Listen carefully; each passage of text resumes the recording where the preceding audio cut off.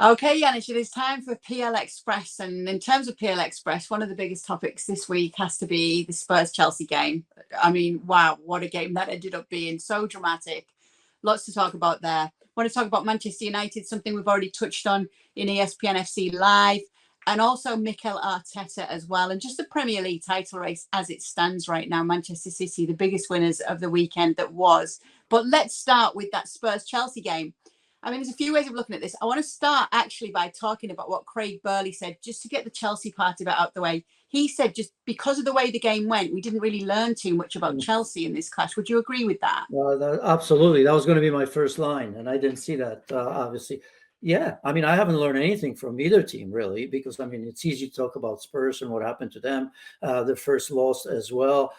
There's talk about how they lost. Maybe Ange should have done something different with that high line. But we haven't learned anything in terms of Chelsea. On one hand, you can say, oh my goodness, they could have had 8 goals, but that's typical Chelsea. They didn't, right? I mean, we can talk about Nicholas Jackson, who, by the way, scored a hat trick, and that's good for him. I think he'll take that.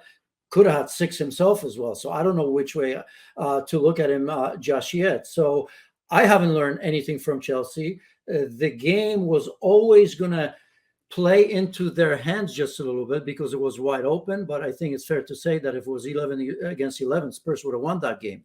They started in a wonderful way. And obviously, even with 10 and even with 9 men, they had a chance to draw that game. If you look at, if I think of a Son chance in the last second, and before that, Rodrigo Bentancur had sitter from, I don't know, a yard or two that he missed on that header as well. So I think I've learned more about Spurs than I actually have learned about Chelsea, to be quite honest.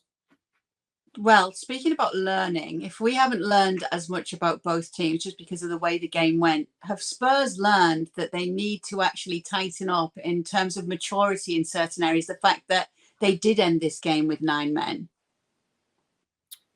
Yes, only maybe Christian Romero, because you could see it coming. He's like a silent assassin, right? The babyface assassin, because he does have that. When you in 75 appearances, right? I think 7 red cards in his club and country. I think something like that. But you're right for Spurs. So I think that's something that Ange is going to address. He's going to talk to him. I think he probably understands that as well. Udogie, yeah, you could see that coming. I suppose Ange could have probably dealt with that because Poch did, right, with Colwell at halftime. He felt that maybe it's best to remove him. So I think you put that on a player, maybe a little bit on the coach because he trusted him and he didn't pay him. He's learned something from this in a situation like that. Who's this? Maybe even Postecoglou's taken things from this that he thinks, okay, if this happens again next time, I'll think twice about that. Yeah, he seems to me like he's open-minded. He's going to learn and he's going to tell you about it as well. He's not going to hide behind it as well. So that's good. The high line was an interesting one because I don't know which side to fall on. Because on one hand, yes, you do say to yourself, given that situation, maybe you drop off a little bit because, people say, well, you lose 3 points, you lose 3 points. But we all know that that's not necessarily always the truth, right? I mean, I think, goals are very important and may become very important in this league for Spurs, finishing top 4. They do make a difference when it's all said and done. So he could have done that. But part of me, if I was his player, if I was in that dressing room, I wouldn't want to say his message was to go for it. And you know what? It almost came. He was this close, Son, and that save away from that. And if you're going to talk the talk, walk the walk as well. So if you're a player, I wonder if he told us, drop off, let's defend in our penalty area and see if we can steal it. I don't know if it would have been a negative message, but I think if I was a player, I'd say, you know what? He wants us to attack. He wants this team to be different. And even under such difficult circumstances, he never gave up on his philosophy. I think there's a lot to be said about that. And I know there'll be some that disagree with that. But I, as a player, would have said, good on you. And you know what? We almost pulled it off. So obviously we didn't learn too much about them right now. But what does it mean then in terms of the title race for Spurs here? Does it tell us anything? Did we learn anything about the title race?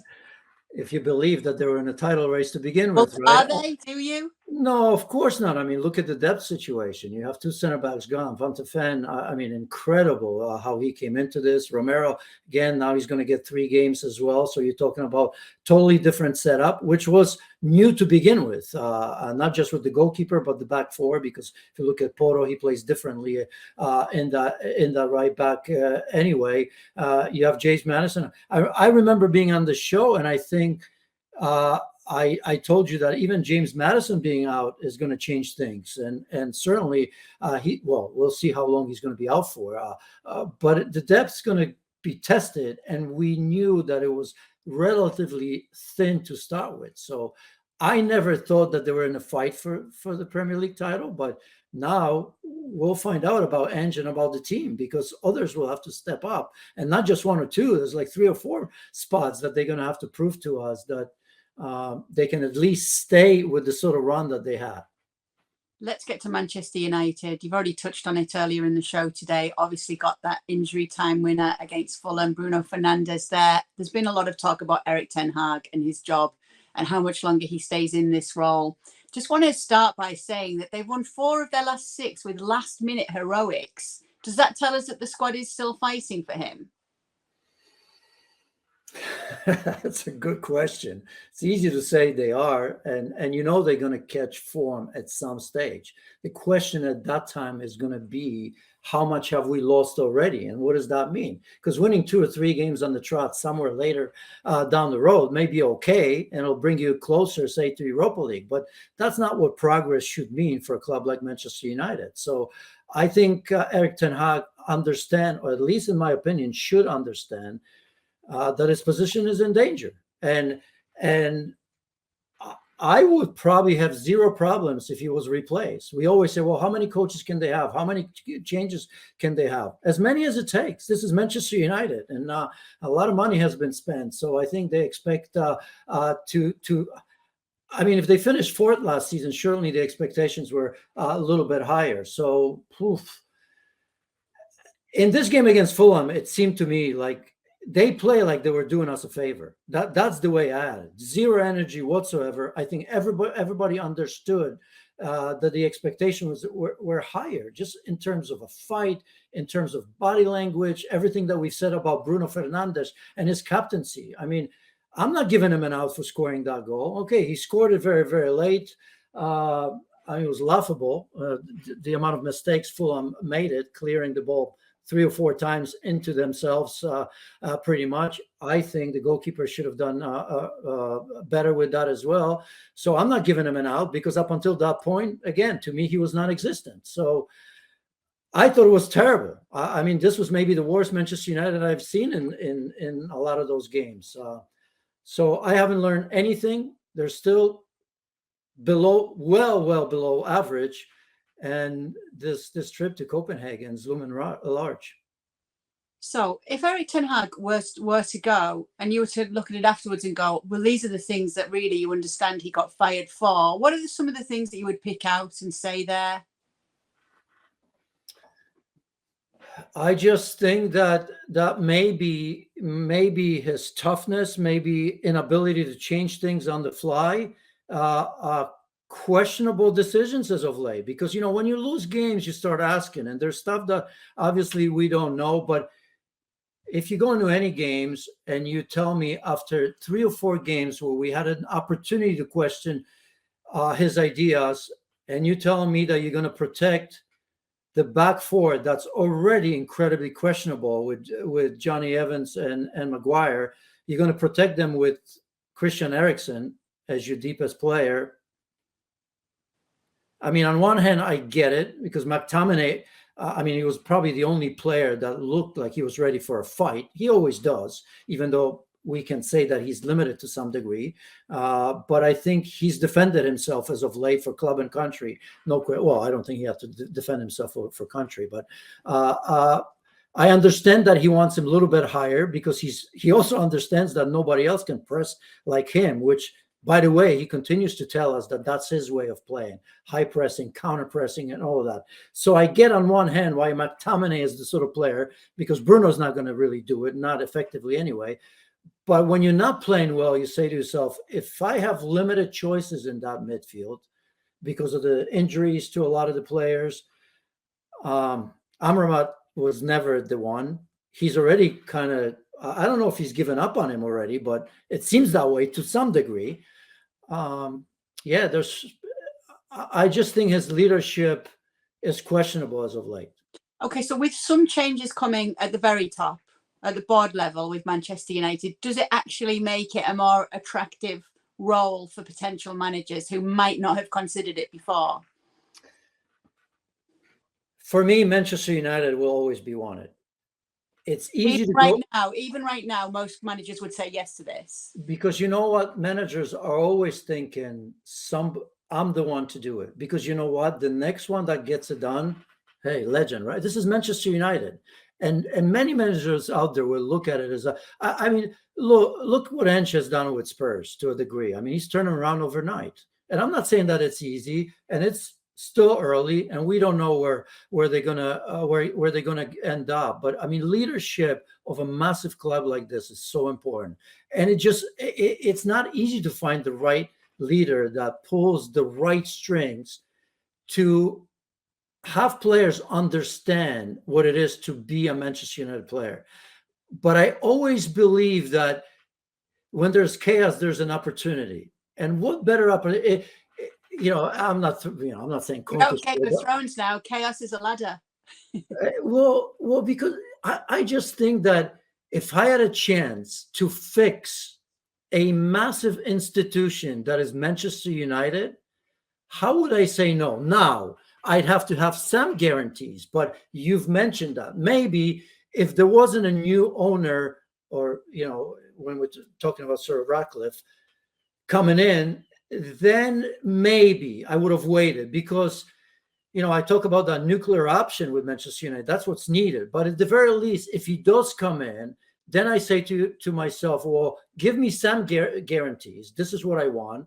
And it's perhaps reasonable to think that he's going to come in and not only bring money, but real leadership, because he wants to make some decisions in the boardroom.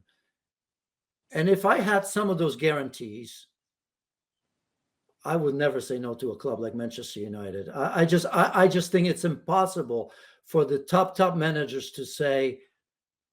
They all think that they can fix things. They all think that they're great. And where do you prove your greatness? How many open great clubs are there? Not many.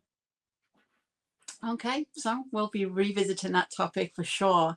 Now, we mentioned that Manchester City were the big weekend winners with the results that went on around them.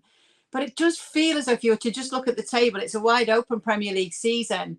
There are 11 points separating 1 through 9 right now. City are on 27 points, Spurs 26, Liverpool 24, and Arsenal 24. So we're seeing those four at the top right now. Do you think it's going to be as close as this as we go into the new year? I think ultimately, as we all felt, Manchester City is going to have a comfortable lead at the end of the day. I think the league is more competitive because we're talking about 7 or 8 teams that are going to be fighting for the top 4, and we look at the top 4 a little bit differently. And sometimes I think we're guilty of assuming that if you're in that top 4, you're somewhere closer to the top. It's just more difficult to do what Manchester City have done over the years, with the exception of Liverpool, of course. We saw a thin margin there, because I think the difficulty is that there's less games that you're supposed to win. Like if you Manchester City or Liverpool, even Arsenal, right? In the past, you could look at 6 or 7 teams and you could say, if you win the games that you're supposed to win, and obviously you beat your opposition here and there, chances are over the course of the season, you're going to win it. But that's a problem now. With every season, you can't, even if you Manchester City, you can't look at some of these games and say, ahead of the season, okay, that should be 3 points, that should be 3 points, that should be 3 points, because there is a top 8 that just has quality, incredible quality that can give you. We used to say that any given day in the Premier League, everyone can beat everyone. That was nonsense. We all knew it. It was just an off day for the top clubs for the most part. Or maybe it took all 11 players defending, and somehow Manchester City or Liverpool couldn't break you down. But now you have teams that will come out and play and attack you. I mean, we saw Luton Town against Liverpool. I think we're all surprised, not the fact that Liverpool struggled, but we were surprised and shocked that Luton had the audacity to go out there and actually play against Liverpool. So that will happen from time to time, I suppose, but not very often. So I think ultimately it'll shake itself out where there's going to be Manchester City and maybe one team near them. And I still think that one team is Liverpool. If the rebuild of that midfield happens a little bit sooner, because it's not where it needs to be just yet, if Darwin Núñez finishes his chances and it's not going to need 4 to finish 1, I still think that Liverpool is best built to do that. All right, just finally, and we'll keep this quick because we've gone over, there's been so much to talk about. Obviously, Arsenal have been all over the media this week after Mikel Arteta's comments following on from that game against Newcastle. Do you have any concerns for them heading into Christmas? I do, just expectations, because they're massive, and that's what happens. All of a sudden, we first talk about process, and now we're going to truly talk about progress, because that's what the fans and us pundits want overnight again. Process has been there, progress to a degree has been there, but now because they came so close, and what the beginning of the season offer and still is on offer, you expect Arsenal to win just about every game, right? And they ultimately lost one. They lost in the Champions League, but I still like what I see. I see a team that's resilient, because you saw what happened against Chelsea and what I thought was their worst game by far. They somehow found a way to get back. Then we questioned their resiliency and character once again, going to Sevilla, because, it's a difficult place to go to. And look, they've bounced after losing to Lens. And so that was an important one. I thought, that decision, let's forget about it, because I'm sure everybody's had their say. But not an easy place to go to St. James's. And, this one decision would have been probably a draw, which would have been a good result, given how good Newcastle are, especially at home, what that place offers. So I think resiliency is there, but they have some issues in the wide areas, because we all expect now Saka and Martinelli to score every game. I think their issues as players and as a team is that in the back, the big issue is in the fullback area, because Ben White hasn't been the same. And on the other side, Zinchenko hasn't either. Tomiyasu is a player that I think he can play there because he's a very good defender, but he doesn't give you going forward. He doesn't give Martinelli the confidence to kind of come inside and do his things, not worried.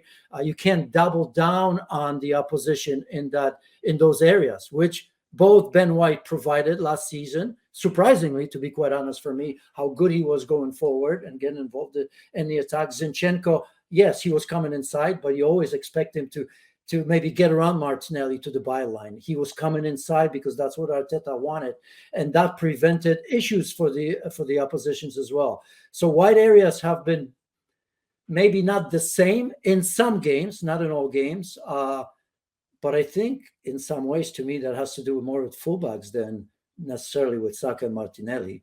But they've proven that they can play without Gabriel Jesus, Saka and Martinelli. The one and final thing, they can't play with Odegaard. That creativity in the serve of midfield is for everyone to see. Yeah, and too big a miss. All right, well, that will do it for the latest edition. We'll be back again soon. Be sure to subscribe to our YouTube channel, because then you will never miss a show. You'll always get a notification whenever we are going to go live. But we will see you again very soon.